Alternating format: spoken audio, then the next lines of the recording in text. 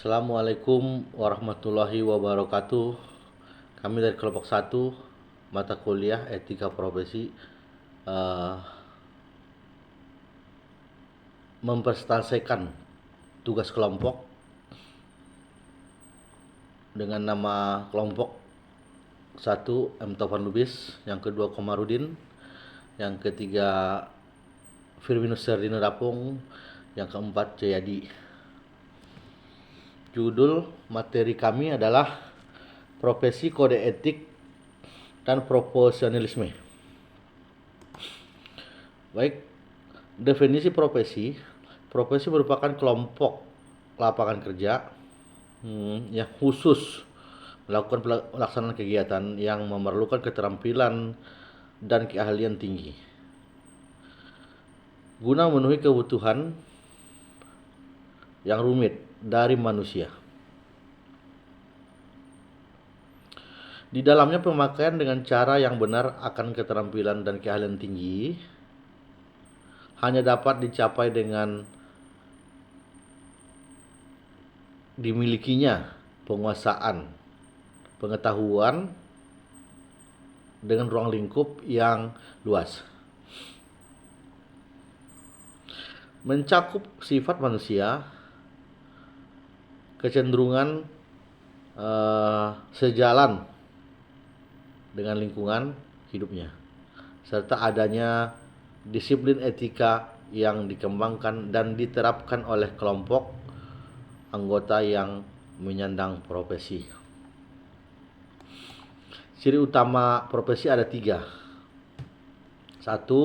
Sebuah profesi mensyaratkan pelatihan ekstensif sebelum memasuki sebuah profesi. Yang kedua, pelatihan tersebut meliputi komponen intelektual yang signifikan. Yang ketiga, tenaga yang terlatih mampu memberikan jasa yang penting pada masyarakat. Ciri utama profesi ada 3 juga, adanya proses lisensi atau sertifikasi.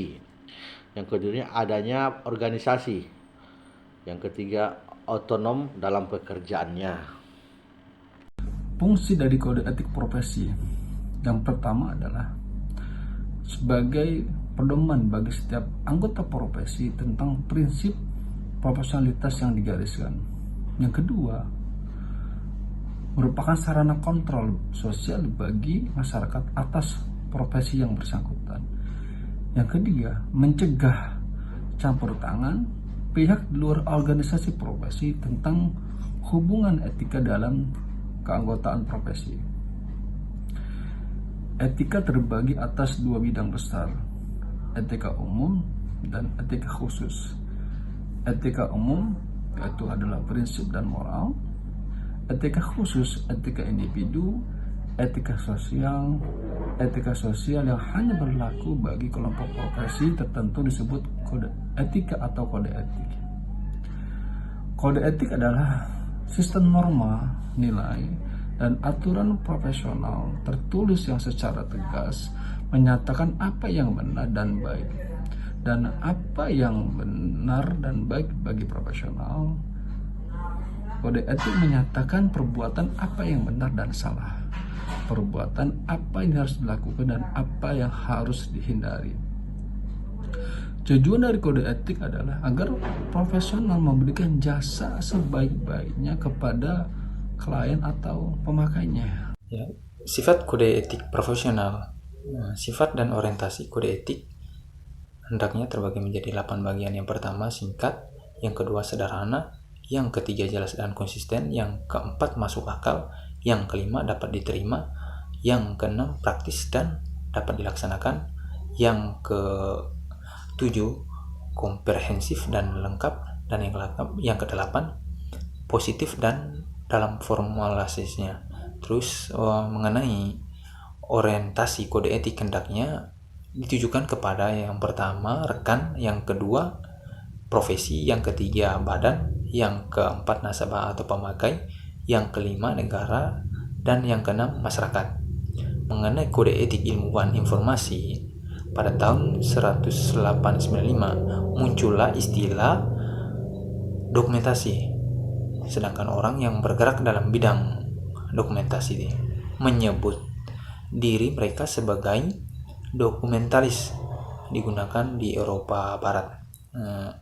Di AS istilah dokumentasi diganti menjadi ilmu informasi. American Documentation Institute ID kemudian diganti menjadi American Society for Information Assist.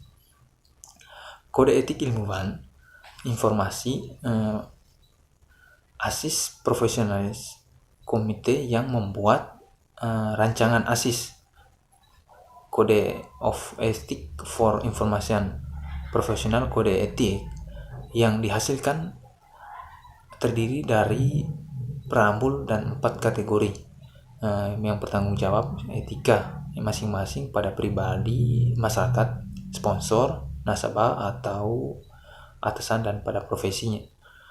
Kesulitan menyusun kode etik menyangkut yang pertama, apakah yang dimaksudkan dengan kode etik dan bagaimana seharusnya. Yang kedua, bagaimana kode tersebut akan digunakan. Yang ketiga, tingkat rincian kode etik. Dan yang keempat, siapa yang menjadi sasaran kode etik, dan kode etik diperuntukkan bagaimana, kepentingan siapa. Terus profesionalisme. Sini profesionalisme adalah suatu paham yang menciptakan dilakukan kegiatan kerja tertentu dalam masyarakat berkebalikan keahlian yang tinggi dan yang berdasarkan rasa keterpanggilan serta ikrar untuk menerima panggilan tersebut dengan semangat pengabdian, selalu siap memberikan pertolongan kepada sesama yang tengah dirundung kesulitan di tengah gelap kehidupan. Kemudian, adapun dukungan profesi, menurut Brandes yang dikutip oleh Vetter Junior, untuk disebut sebagai profesi, maka pekerjaan itu sendiri harus mencerminkan adanya dukungan yang berupa 1. Dukungan ciri-ciri pengetahuan atau intelektual karakter. Yang kedua, diabdikan untuk kepentingan orang lain. Yang ketiga, keberhasilan tersebut bukan didasarkan pada keuntungan finansial. Yang keempat, didukung oleh adanya organisasi asosiasi profesi, dan organisasi profesi tersebut antara lain menentukan berbagai ketentuan yang merupakan kode etik, serta pula tanggung jawab dalam memajukan dan menyebaran profesi yang bersangkutan. 5. Ditentukan adanya standar kualifikasi profesi. Kemudian ada juga yang dinamakan 3 watak kerja profesi. Menurut Harris pada tahun 1995, ruang gerak seorang profesional ini akan diatur melalui etika profesi yang distandarkan dalam bentuk kode etik profesi. Pelanggaran terhadap kode etik profesi bisa dalam berbagai bentuk, meskipun dalam praktek yang umum dijumpai akan mencakup 2 kasus utama. Apa aja? Yang pertama adalah pelanggaran terhadap perbuatan yang tidak mencerminkan respek terhadap nilai-nilai yang seharusnya dijunjung tinggi oleh profesi itu. Memperdagangkan jasa atau membeda-bedakan pelayanan jasa atas dasar keinginan untuk mendapatkan keuntungan uang yang berkelebihan ataupun kekuasaan merupakan perbuatan yang sering dianggap melanggar kode etik profesi. Dan yang kedua yaitu pelanggaran terhadap perbuatan pelayanan jasa profesi yang kurang mencerminkan kualitas keahliannya, yang sulit atau kurang dapat dipertanggungjawabkan menurut standar maupun kriteria profesional. Dalam profesi bersifat luhur Dalam profesi yang luhur, officium nobel, motivasi utamanya bukan untuk memperoleh nafkah dari pekerjaan yang dilakukannya. Di samping itu juga terdapat dua prinsip yang penting, yaitu satu, mendahulukan kepentingan orang yang dibantu.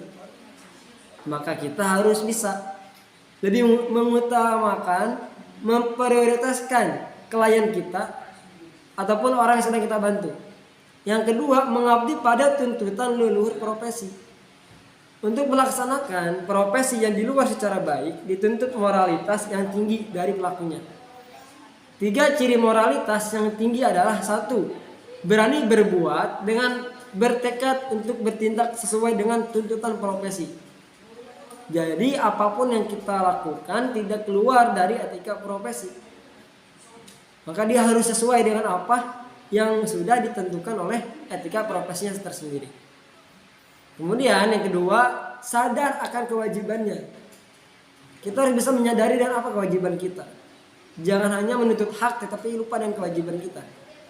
Kemudian yang ketiga, memiliki idealisme yang tinggi. Kita harus idealis. Kalau benar katakan benar, kalau salah katakan salah. Kemudian ada juga yang disebut dengan moralitas bersifat intrinsik dan ekstrinsik. Yang pertama yaitu moralitas yang bersifat intrinsik, yaitu berasal dari diri manusia itu sendiri, sehingga perbuatan manusia itu baik ataupun buruk terlepas atau tidak dipengaruhi oleh peraturan hukum yang ada. Nah, moral ini, etika ini, karakter ini tumbuh di dalam dirinya sendiri. Dengan apa? Dengan kebiasaan dalam dirinya. Bukan karena ada aturan, bukan karena ada hukum, bukan karena ada undang-undang. Akan tetapi moral yang sifat yang ada di dalam dirinya ini memang hadir di dalam dirinya sendiri. Diciptakan oleh kebiasaan yang menjadi sebuah karakter. Kemudian yang kedua, moralitas yang bersifat ekstrinsik, yaitu penilaiannya didasarkan pada peraturan hukum yang berlaku, baik yang bersifat perintah ataupun larangan.